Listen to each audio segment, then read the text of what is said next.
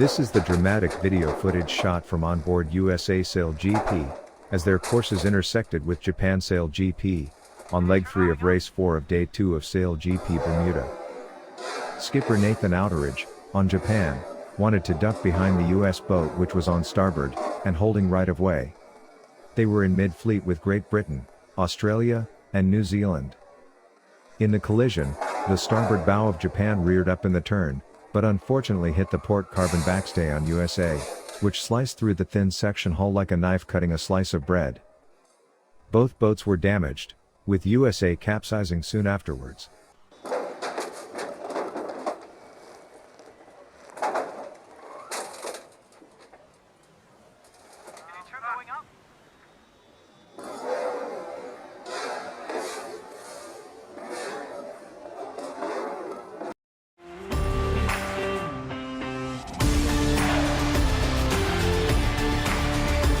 This is the Sailing World on Water, for April 30, 2021. Here are highlights in the global sport of sailing in the last 7 days. Day 1 of the first SailGP in Bermuda was put forward by a day, and the results were not announced. Friday's races were played Saturday, and we have action from day 2, Sunday, when all the action happened. Nathan Outteridge, the Aussie skipper of Team Japan, misjudged a port starboard dip, and collided with the USA boat skippered by Aussie Jimmy Spithill. He had to retire as the shroud cut the bow of his Japanese boat. Then later Jimmy's Team USA capsized. Sir Ben Ainslie then defeated the Australians and the French in the deciding race. The annual Sail Port Stephens Regatta in Australia had a big fleet happily racing in this iconic spot. The two 70-foot maxi trimarans Power Play and Maserati lined up to break the time record between Cowes UK and Dinard France last week. We have their results. Armell Le Clerk saw his 104-foot foiling trimaran, Banque Populair 11, launched after a huge build program. This is a contender for the Jules Vern round the world sailing record. The foils are all new and a huge amount of new technology went into their build. The Fin Gold Cup is coming next week to Porto in Portugal. And if you hanker for the Caribbean sailing lifestyle, then the Antigua Race Week has been rescheduled to 2022. It's a must-attend event. Now to the crashing SailGP. This is the dramatic video footage shot from onboard USA SailGP, as their courses intersected with Japan SailGP, on leg 3 of race 4 of day 2 of SailGP Bermuda. Skipper Nathan Outteridge, on Japan, wanted to duck behind the US boat which was on starboard, and holding right of way. They were in mid-fleet with Great Britain, Australia, and New Zealand. In the collision, the starboard bow of Japan reared up in the turn, but unfortunately hit the port carbon backstay on USA, which sliced through the thin section hull like a knife cutting a slice of bread. Both boats were damaged, with USA capsizing soon afterwards.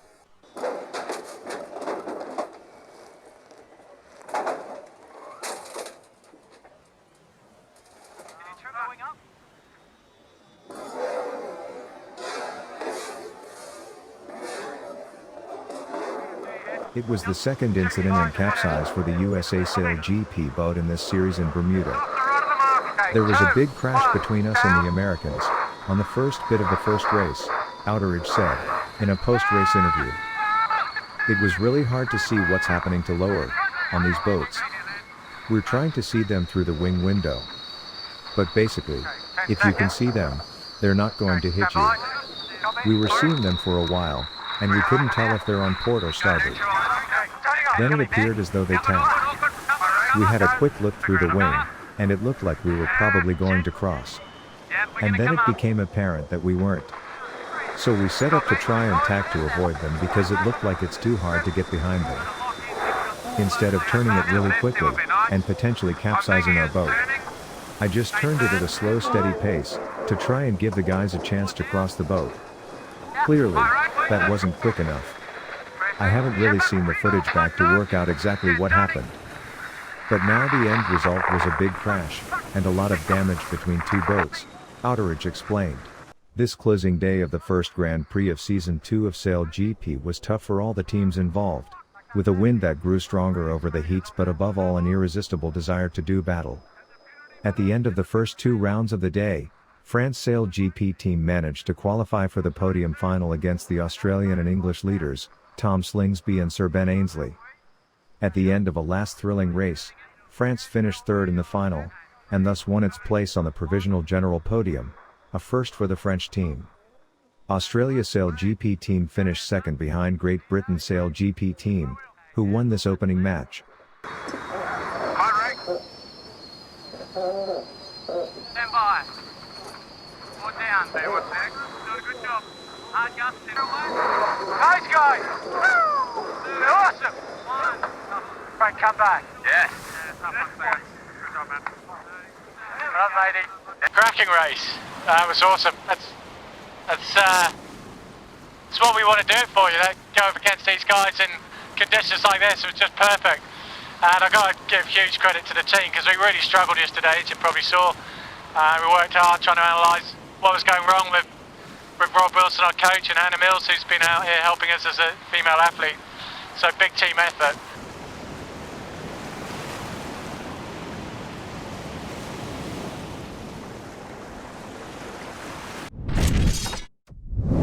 The 2021 Pantaneous Sail Port Stephens Regatta wound up last Sunday. After the 2-year break, due to last year's COVID-enforced cancellation, it made the contests more willing than ever, yet when the spray settled, the winners were grinners. And the vanquished vowed to return next year to do it all again. So the dates for the 2022 Sail Port Stephens Regatta is April 4 to 10. Ichiban owner Matt Allen was delighted to be back at a regatta where he has enjoyed considerable success, taking home the prestigious NSW title for IRC Division 1 along with ORC honours. 2 wins on the final day put an emphatic exclamation mark on the result. It was another good day's racing out there, and everything worked out well. It was a good test of boat speed and tactics, he said. We wanted to hit our straps this weekend. We have one more regatta in Newcastle next weekend, and that's it until the Gold Coast race. So it was nice to get the mojo back and get the boat into top gear. I've also been busy off the water with what's going on in world sailing. It made it even nicer to get out there and switch the brain to sailing mode. Everything else evaporates. Kieran Mulcahy's King 40, Suzel, representing Royal Prince Alfred Yacht Club, maintained its consistency on the scoreboard, despite a few shifts in the breeze today, winning IRC Division 2 by 4 points from the DK46, Khaleesi, and Far 40, good form, which overtook Bushranger today. Suzel also achieved the ORC double. As expected, Dale Sharps so far claimed its second consecutive New South Wales title after finishing the 6-race series on 15 points, 11 ahead of runner-up Storm Away, with third-placed Get It On a further point adrift. The smallest boat in its division, the Far 31, was muscled out of the first start, but recovered to finish third, and effectively wrapped up the series. It then posted a 7th in the final race, when the pressure was off. The Italia 11.98 Cicero took home the ORC title for the division. Performance Racing Division 1 saw a popular win for Newcastle Yacht Marco, with co-owner Tim Dodds at the helm. That's a nice surprise after our first race this morning, Dodds said when told of the result. We blew up our number 1 headsail, which put us behind the 8 ball, then we broke the start, which put us even further behind. The Sydney 40 posted a 10th, its worst result of the week, in race 5, but rebounded with a 2nd in the last race. We're very happy to bounce back after that. The boys hung in there and sailed really well, Dodds added. We've had some podium finishes before at Airlie Beach, but I think this is the best result for the boat. Most of the owners have been on board this week, but we also like to bring a few newbies in, so they get the experience as well. With PHS handicaps being adjusted after each race, the Beneteau 34.7 Speedwell sped home with a wet sail today to snare Performance Racing Division 2.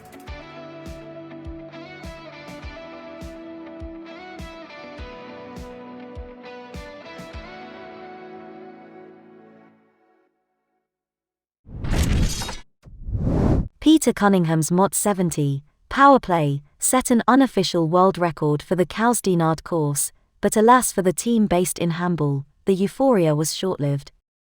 On Thursday the 22nd of April 2021, Mod 70 power play completed the 138-mile course Kousdinard course in an unofficial time of 04 hours 34 minutes 06 seconds, well inside the official world record.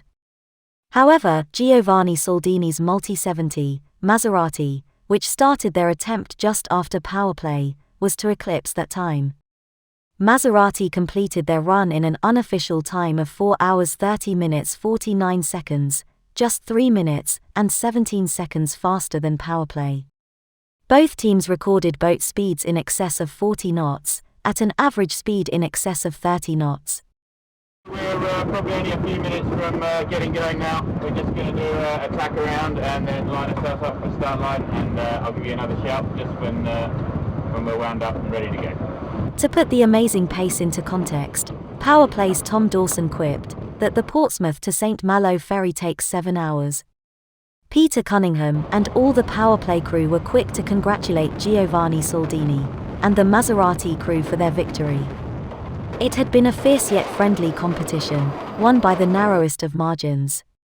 Fantastic, the sun is shining, and we broke the record, but unfortunately for us, Maserati broke it too, commented Peter Cunningham. We hit a top speed of 43 knots with Ned Collier Wakefield on the helm, and CFI, Simon Fisher, was making sure we stayed on course for the record. We buried the leeward hull a couple of times, so the amount of spray was enormous. Paul Lesson took the helm coming into the finish, and pushed us really hard. It was fantastic. We did have to put in a couple of jibes in the Solent, and we had an issue with the reefing, I guess that cost us time. Why do I do it? How else can you break a world record at 80 years old? Continued Peter. It is an incredible feeling of accomplishment for the crew. When the boat is in the groove and takes off, screaming along, but really well balanced, it is an amazing experience. To be racing on this man-made creation, which has a spirit of its own, combined with a brilliant team, it is a truly wonderful feeling. Power play crew for Kousdinard: Peter Cunningham, Ned Collier Wakefield, Martin Watts, Simon Fisher, Tom Dawson, John Hamilton, Jeff Mearing, Paul Lesson and Mark Lloyd. We had a couple of problems, slowed us down here and there. I mean, we could have been half an hour inside the record if it had all gone well. That's fantastic. Maserati's just finishing right now, and it'll be interesting to see what the relative performance is for them and for us. But still a wonderful day, wonderful trip, and number 2, a few more to go. All right. I'll say. Deadly, thanks.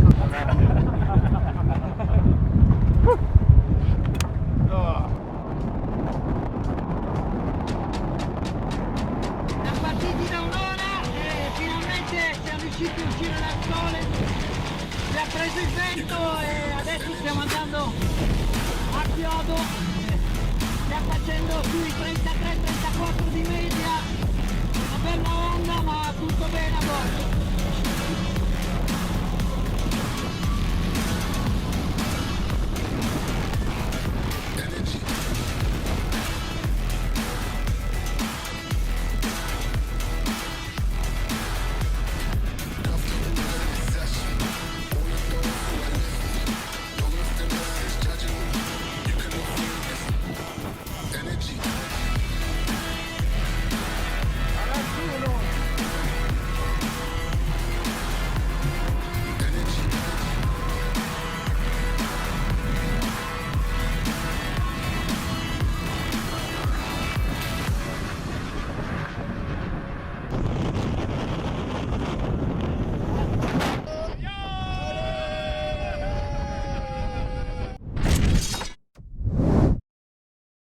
Well, the French have done it again, as they lead the world in the sport of sailing. And have a look at this giant 105-foot long and 82 feet wide foiling trimaran, which hit the water this week. It's Banque Populair 11. It's a case of push the limits and surpass yourself. The maxi trimaran Banque Populair 11 was launched last Tuesday, April 27th, and is the result of intense collective work, mixing high technology and craftsmanship, and has mobilized, for 24 months, 150 companies to be set up. From now on, another challenge awaits the team, the first sailings for Armell. What is in sight is the start of the Transat Jacques Vabre, Normandie, Le Havre, next November. The maxi Banque Populair 11 has the ability to fly, and to stay in this state thanks to its appendages and their settings. Designed entirely in carbon, the finesse of the shapes is striking, and the cockpit very innovative. Extensive research has been carried out to improve aerodynamics. The foils, meanwhile, are about twice as large as those of previous generations. They have been designed to increase flight stability, in order to maintain a high average speed, and to adapt as well as possible to the changing conditions of the open sea. These performance studies have always been carried out in parallel with another major issue: reliability and safety on board. In this context, all the critical parts of the boat were checked twice by a firm of experts. Optical fibers have been installed throughout the structure to control the various elements. Armell Le Clerk, skipper of maxi Banque Populair 11, said, "With the end of the construction of this boat, which involved so much talent and know-how, it is a first chapter which ends. Now we are starting a new one, sailing the boat. We will carry out the first tests in Lorient before focusing on the sporting aspect by going offshore to take it in hand. We have been able to imagine and visualize the potential of Banque Populair 11 in the simulator for several months. But now, it is on its real playground that we want it to express itself and demonstrate all its abilities. The Transat Jacques Vabre is all ready tomorrow for us. This is a major objective, the first major meeting of this ultim. With the team, and Kevin Escoffier, we will do everything to go to our goals. And this boat inevitably offers a great dose of desire and optimism to achieve it."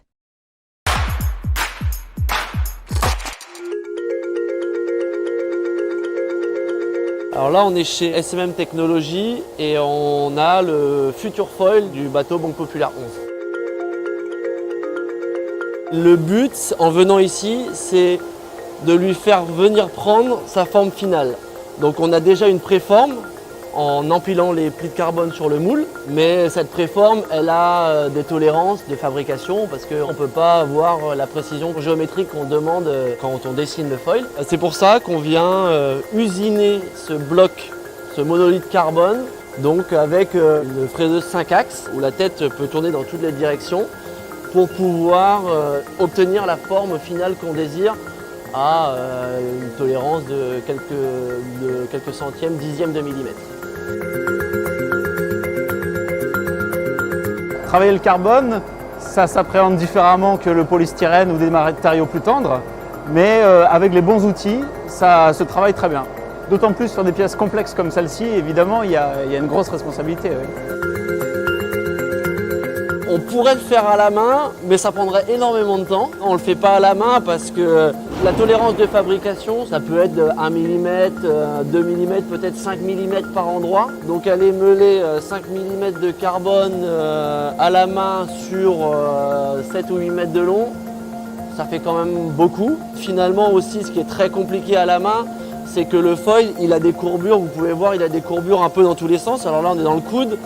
Et donc il y a cette courbure générale et ensuite il y a aussi les courbures de section dans l'autre sens qui sont aussi assez prononcées et qu'on veut respecter au maximum parce que c'est la performance intrinsèque du foil justement. Si on met 1 mm plus épais, il va traîner plus, donc le bateau va aller moins vite directement. A l'inverse, si on fait 1 mm plus fin, on va commencer à taper un peu dans les coefs de sécurité.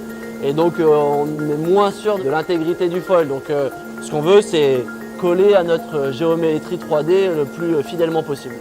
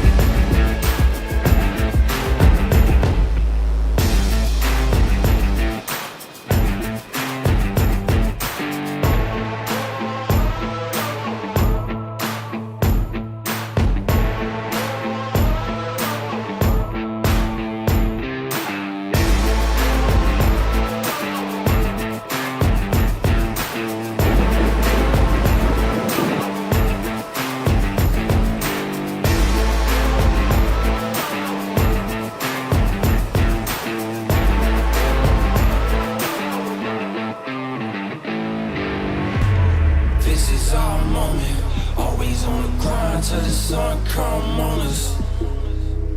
They can never control us. Running for the prize, raise high for the toast. This is our moment. This is our moment. This is our moment. This is our moment. This is our moment.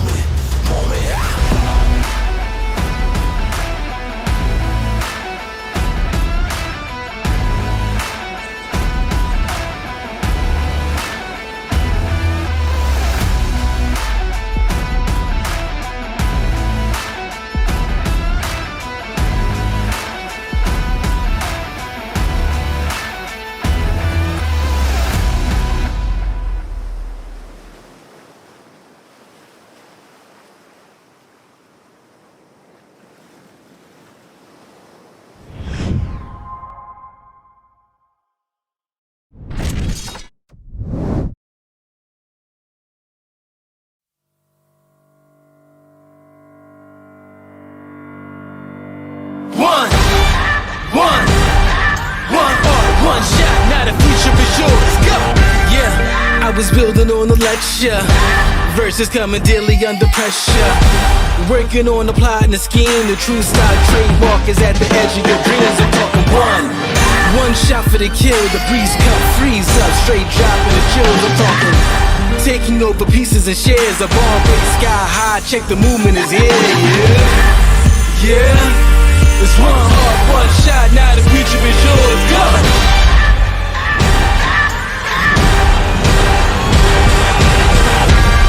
I'm turning dreams into reality. In the lab with the formula and chemistry. New memories spark and motivate and make the industry shake. We put the bars in the brakes. I'm talking one chance at best, yes. Painting pictures for the culture, keep the brushes fresh. Flip the cover, work the drummer, passion never rests. Freedom is a teacher under pressure, now we blessed. See how it's so goes with the go. There's one art, one shot, now the future is yours. Go! Yeah. It's one art, one shot, now the future is yours. Go!